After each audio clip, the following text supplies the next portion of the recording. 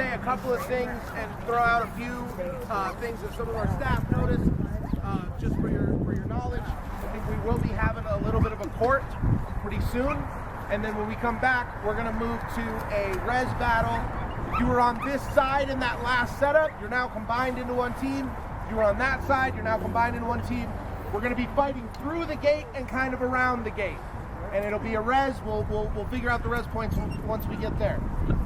Couple of things we wanted to point out. I think Torsten and Rolly both have. I was just watching this last gate battle here, and overall I saw a bunch of good things. One thing I noticed was Sir Pierre busted in with his greatsword on the right side, and it took way too long for his team to back that play. I understand being reticent about following a suicide charge like a one-man guy with a greatsword, but you have to realize that once that starts working, when you add your mass to that, the momentum increases exponentially, like right away. So as soon as he kills one guy and steps in for another kill, you should take a step forward. If you see the guy across from you, his helmet turn and his weapon drift Pierre's way, step in and take. That's him facilitating your kill by doing what he's doing way over there. That's giving you an opportunity to make a hole here and gain momentum on both sides. So just be quicker to follow that. You don't have to follow everybody, but if it starts working, add your weight to that charge, and you will crush through barriers. You will wrap up ends of lines way faster. That's the only negative thing I saw, was it took way too long for people to be like, oh, I should follow that dude. I didn't tell anyone what was going on. No, I know. I did not announce. But it's still a That's fine. You had to go with it. But also, When your bro goes, you go too. doing your charges will do it best if they don't say, hey guys, I'm running at you. I'm gonna charge. Because then the entire enemy team goes, wow, Nikita, great job, you're here. So it doesn't work. It's watching that first, this me going from big shieldman to shit. Oh, I'm a pincushion to all of you. Absolutely. I should never be able to turn and look at anybody who's charging us, and neither should anybody else. Kill us. Kill all the shield wall for it.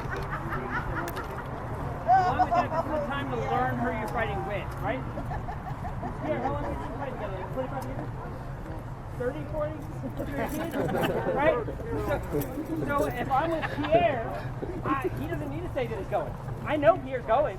I just don't know when. Right? So I'm just waiting for it. If I'm fighting next to Barrick, I know he's going to do a little Terminator walk. I just don't know when. Right? slow and steady. Learn who you're fighting with as we grow throughout the year, starting now, so that they don't have to think.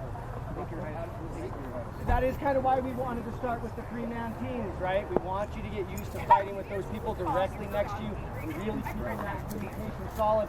Even when we're in big team melees, you can still talk to people right here. And there's two guys standing here. These are my friends during that battle. I can communicate with them pretty solid. That'll then ripple down the line for the other guys. Feel free to have those communicate. If you see a gap where a shield might go, you can talk to the people around you. Try to facilitate that. Try to remove your ego from it. There's going to be a lot of times where you're going to see a gap where a shield can go, and you're going to turn to a shieldman and say you should get there, and they're going to ignore you. Okay? And don't get your feelings hurt by that. See if you can find another shieldman, or maybe that's your chance to step into that gap and do what you can with your tools. But the more that we talk to each other, the more information all of us have across the line, and the much higher chance of success we're going to have as a unit, as a whole. So hey, it's been my pleasure to be the general in the Army for these last couple of years. But I gotta say, when Pasha Barrett, Duke Howard came to me a couple months ago and said, hey, we really want to change up what we're doing a little bit, and we want to make it something that we carry through all year long. We set that goal a few years ago and kind of fell through a little bit, but you know what? This makes me feel good about that. This is a huge practice. We've got people from all over the Southern Outlands and even some folks from far north. Thank you all for coming today and making this a good training opportunity. We're having fun, yes, but you all trained today.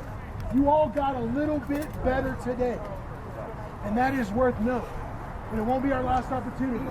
February 1st at the College of St. Goliath, we will be having a war practice. I'll be getting it up on the website soon, right? we're just going to basically invade their normal Saturday practice, and we're going to turn it into a war practice. Okay? I know also that at Viking Winter Wonderland, we're planning on doing a war practice there. Yep. All right? Keep an eye out. We want to fill in our calendar in the summer. That's where we don't have a lot of established war practices. So if your local group wants to host a war practice this summer, put it on. Reach out. Put it on the schedule. We'll do it. We will rally to you. Outlandish. Yeah. This is what we want to get, because this critical mass means that we're all going to just get that much better, that much quicker. Carry it home, of course. Yes, we want a small group stuff.